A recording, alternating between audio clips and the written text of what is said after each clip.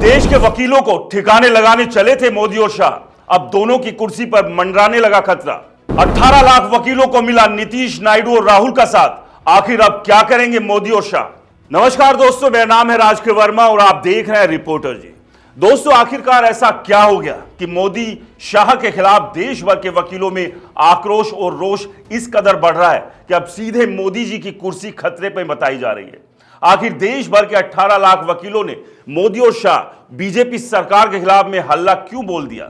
और अब राहुल और नायडू, नीतीश का साथ क्या इन वकीलों को मिल चुका है? आखिर क्यों कहा जा रहा है कि वकीलों के खिलाफ मोदी शाह वाले कानून के खिलाफ में अब नीतीश और नायडू और राहुल भी उन वकीलों के साथ आकर खड़े हो गए? अगर ऐसा है, या स्थिति में क्या मोदी सरकार ने खुद को आ बैल मुझे मार वाली स्थिति में लाकर खड़ा कर दिया है? आखिर वो कौन सा कानून है जो कि मोदी सरकार वकीलों के खिलाफ ला रही थी, जिसका बहिष्कार और जिसका विरोध पूरे देश में गाजे बाजे के साथ किया जा रहा है?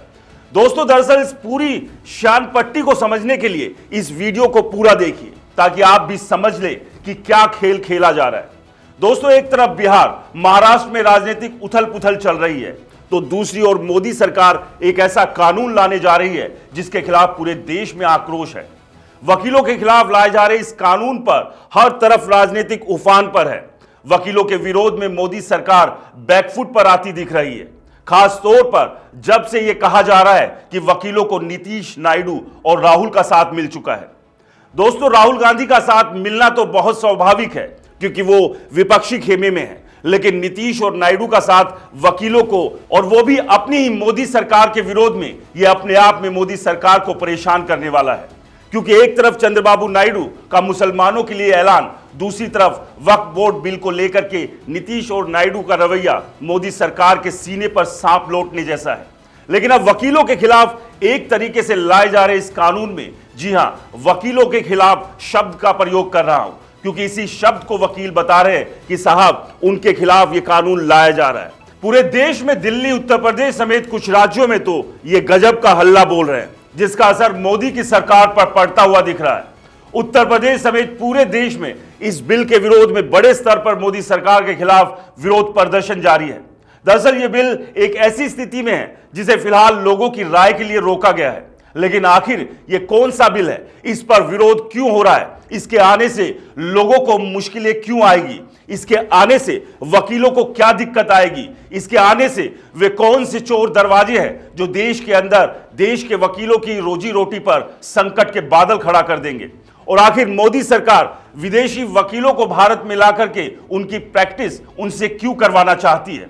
दोस्तों, ये सारे सवाल है ऐसी स्थिति में जब देश के अंदर रोजगार का संकट है, जब देश के देशवासियों के लिए पूर्ण रूप से रोजगार नहीं है, तो फिर विदेशी वकीलों को देश में लाकर के उन्हें एक तरीके से रोजगार देने का मन मोदी सरकार किसके दबाव में बना रही है? अब पूरा माजरा समझिए। दोस्तों, दरअसल 1961 में बने एडवोकेट एक्ट को बदला जा रहा है।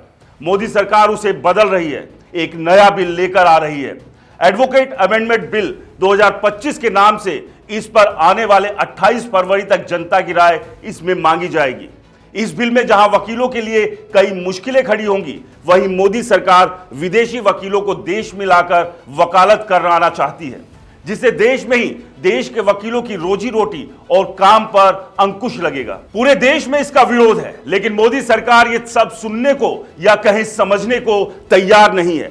मोदी सरकार को तो जो अच्छा लगता है वही करती है, ऐसा पहले भी सुनने को मिला है और फिर यही सुनाई दे रहा है। दोस्तों, दरअसल बिल का विरोध दिल्ली से शुरू होकर के देश के 14 राज्यों में फैल गया है। बार काउंसिल ऑफ इंडिया यानी कि बीसीआई ने केंद्र सरकार से इस बिल को वापस लेने की अपील की है। अगर केंद्र सरकार बिल वापस नहीं लेती है तो वकील देश भर में बड़े स्तर पर हंगामे को और बढ़ाएंगे। दोस्तों, अब आपको जल्दी से बताते हैं कि इस बिल के विरोध के प्रमुख कारण क्या है। इसके 5 बिंदुओं को जरा आप समझिए।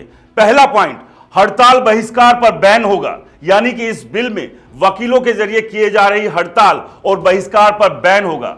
नए बिल की धारा 35A वकील या वकीलों के संगठन को कोर्ट का बहिष्कार करने और हड़ताल करने, वर्क सस्पेंड करने से रोकती है। इसका उल्लंघन वकालत के पेशे में मिसकंडक्ट माना जाएगा और इसके लिए अनुशासनात्मक कार्रवाई की जा सकती है, जबकि मौजूदा व्यवस्था में हड़ताल करने पर रोक नहीं है। प्रोफेशनल मिसकंडक्ट माना जाता है दूसरा बिंदु प्रोफेशनल मिसकंडक्ट, यानी कि प्रोफेशनल मिसकंडक्ट की वजह से किसी का कोई नुकसान होता है तो बिल की धारा 45B के तहत प्रोफेशनल मिसकंडक्ट के कारण वकील के खिलाफ कार्रवाई के लिए बार काउंसिल ऑफ इंडिया में शिकायत दर्ज कराई जा सकती है।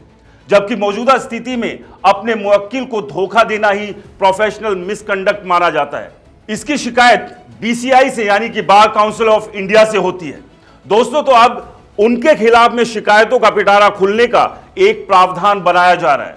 तीसरा पॉइंट, कानूनी व्यवसाय की परिभाषा नए बिल में जो है, नए बिल में कानूनी व्यवसाय धारा 2 की परिभाषा व्यापक बनेगी, जिसमें कोर्ट में वकालत की प्रैक्टिस के साथ ही कॉर्पोरेट वकीलों, इन हाउस परामर्शदाताओं, वैधानिक निकायों, विदेशी कानूनी फर्मों, उन तमाम जगहों में कानूनी काम में लगे लोगों को जो कि कानूनी व्यवसाय माना जाएगा। जबकि मौजूदा व्यवसाय में कोर्ट में वकालत की प्रैक्टिस करने वालों को ही कानूनी व्यवसायी माना जाता है। चौथा पॉइंट, वकीलों पर सरकारी निगरानी।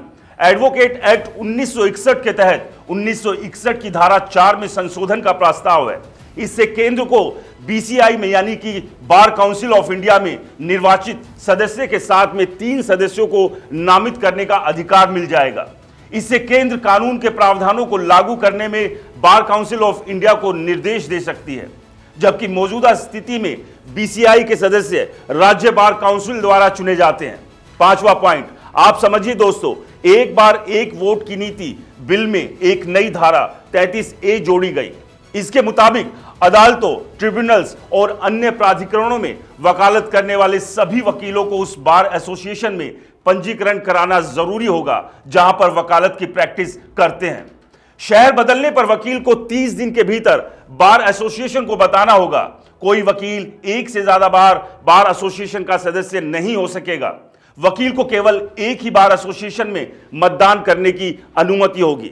इससे वकील उनकी आजादी और वोट के अधिकार में केंद्र का दखल मान रहे हैं। जबकि मौजूदा स्थिति में वकील एक साथ कई बार एसोसिएशन के सदस्य हो सकते हैं, सभी के चुनाव में वोट कर सकते हैं, यह प्रावधान है। दोस्तों, ऐसे में सवाल यह है, क्या अपने देश के वकीलों के पेट पर लात मारने की तैयारी हो रही है? कहा यह जा रहा है कि इसमें एक और प्रावधान है जिसमें विदेशी वकीलों को भी, यानी बाहरी को भी देश के भीतर आकर के प्रैक्टिस करने की पूर्ण रूप से इजाजत होगी।